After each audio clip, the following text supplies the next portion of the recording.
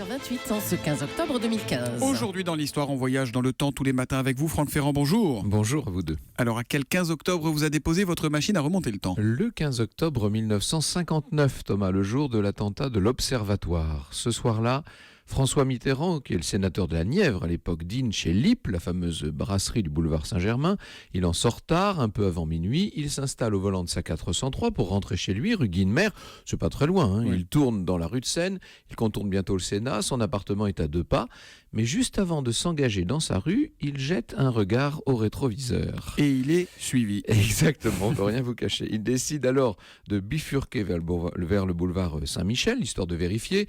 Et au niveau de la place Médicis, la voiture noire se place sur le flanc de la 403 et tente de l'expulser de la chaussée. Alors, Mitterrand appuie sur l'accélérateur, le poursuivant s'accroche, on passe la rue Auguste-Comte, un coup de volant brusque pour attraper l'avenue de l'Observatoire. Comme pour déjouer l'attaque, François Mitterrand, en un éclair, quitte sa voiture, il court s'abriter derrière un Scène de bosquet. film. Hein. Oui, vraiment. Hein.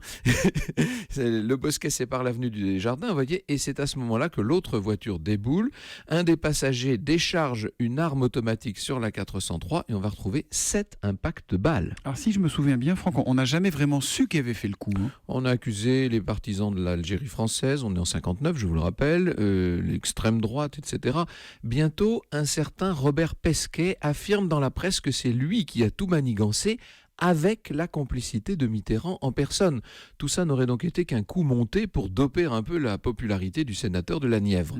L'affaire va se conclure par un non-lieu, mais en 2002, Robert Pesquet lui-même est revenu sur sa version en affirmant qu'il avait été le seul instigateur de ce faux attentat, avec pour objectif de décrédibiliser Mitterrand. Sur le sujet, on peut dire que les avis restent très partagés, mais enfin ça c'est une autre histoire. L'histoire qu'on retrouve avec vous à 14h, Franck, pour parler de quoi? Nous parlerons de Dame Clémentine Churchill, l'épouse de Sir Winston. Lady Churchill au cœur de l'histoire à 14h sur Europe 1. Tout à l'heure, Franck Ferrand. Bonne